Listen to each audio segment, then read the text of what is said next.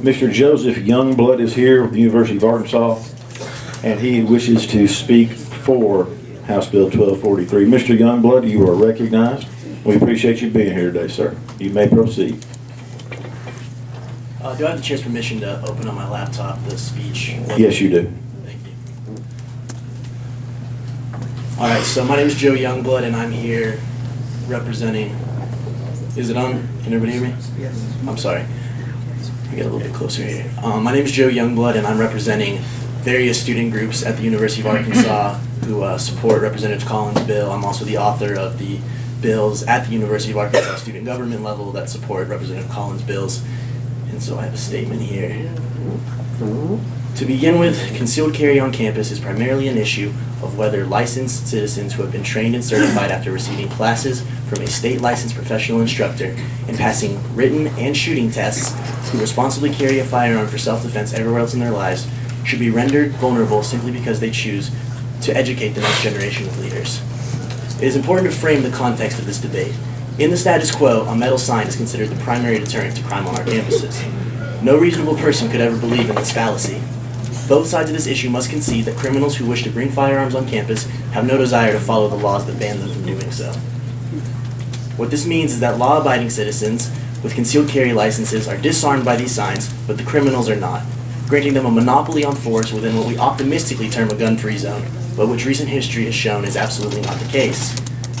This leads us to the following conclusions. 1. This debate has nothing to do with criminals bringing guns to campus. Concealed carriers are far more law-abiding than the general population, as well as being far less violent. 300 times less violent, according to a study of Florida's concealed carry licenses. 2. The opposition to campus carry is scared not of criminals, but of the law-abiding citizens who conceal carry. The overwhelming body of criminological study conclusively demonstrates that concealed carry is safe and it makes society safer.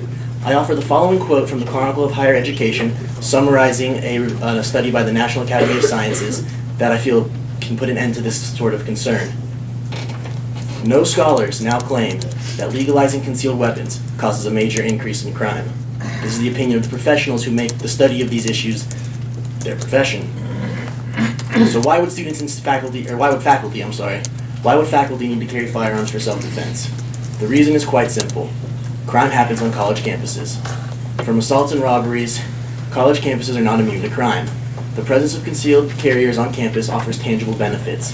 These include a strong correlation between the allowance of concealed carry and a sharp decline in violent crime due to the deterrent effect that the possibility of self-defense has on criminals. An individual who already intends to commit a crime is not deterred by signs saying firearms are banned.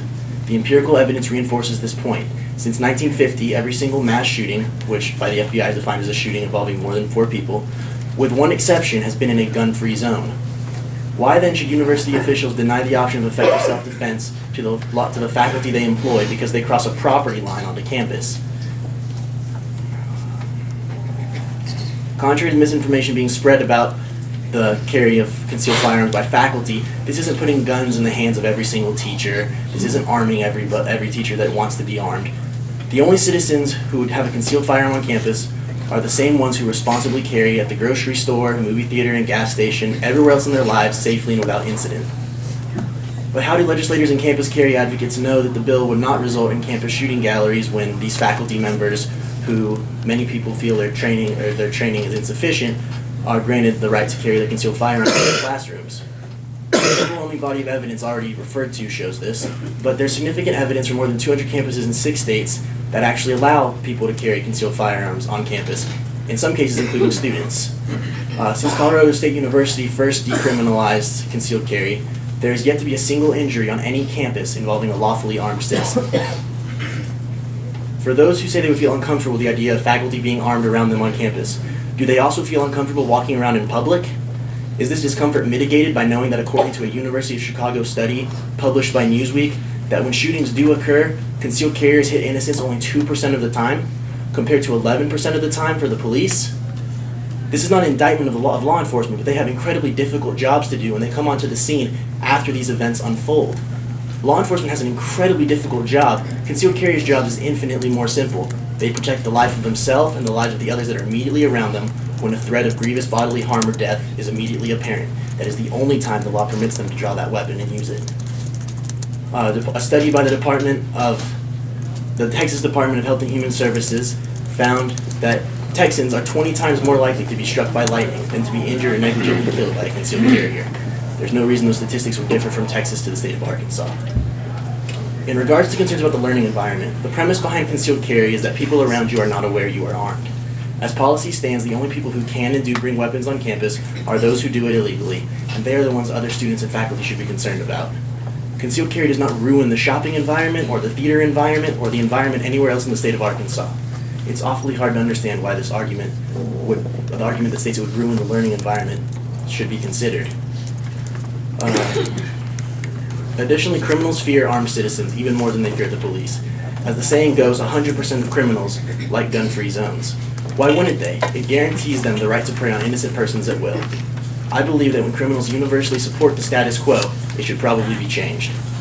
A large part of deterrence stems from the fact that criminals would not know which faculty could put up armed resistance, and that risk has been proven to cause second thoughts with criminal individuals. Empirical evidence of this can be discerned from the Aurora, Colorado shooting. Despite that shooter living in close proximity to 7 theaters showing the same movie that night, the gunman chose the Cinemark Theater, despite it being neither the largest nor the closest. He chose it because it was the only theater that openly announced it was a gun-free zone. Gun-free zones should be more aptly named defense-free zones, because 19 major shootings in the last 10 years stand as evidence that campus gun bans are ineffective at keeping students and faculty safe. On the other hand, 7 attempted mass shootings in the same time span were stopped by a concealed carrier. The most recent one in Clackamas, Oregon, was actually stopped by a college-age concealed handgun license holder. Dare I say it, concealed carry saves lives. Though mass shootings are rare, when they are stopped by concealed carriers, the average number of fatalities is approximately 2.3 people. But when the police are the responding force, the criminal is free to rampage in the interim, and the average number of fatalities skyrockets to over 14 persons. Before I close, I'd like to point out that one of the great mistruths about this debate is that somehow faculty and staff don't want concealed carry, and that this is something that bears consideration. As the gentleman before me bore witness to, and the letter that I have in my backpack that I'll be reading tonight at the University of Arkansas by another professor, they show that some of the support that these bills first received came from people in faculty and staff. And I believe it's shameful to act like their opinions don't matter, or to allow people who are against these bills to put words in their mouth, or allow administration's opinions to convince us that some kind of consensus exists. I can tell you that amongst the people I've spoken to, campus carry is strongly supported. But that assertion isn't scientific, nor should it, or the inverse, that people who are against this bill have spoken to are against it, should be considered by this committee. To the prominent opposers of the bill, I have this to say. We need to see facts from academic and peer-reviewed sources, because I provided a strong body of evidence for concealed carry on campus.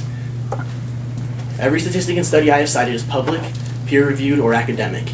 These are highly reputable sources, not from a polemic opinion writer or anti-gun organization.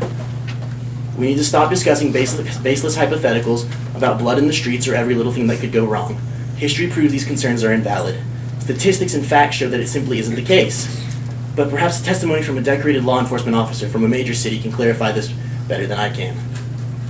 This is a quote from Glenn White, president of the Dallas Police Association. I lobbied against concealed carry in 1993 and 1995 because I thought it would lead to wholesale armed conflict.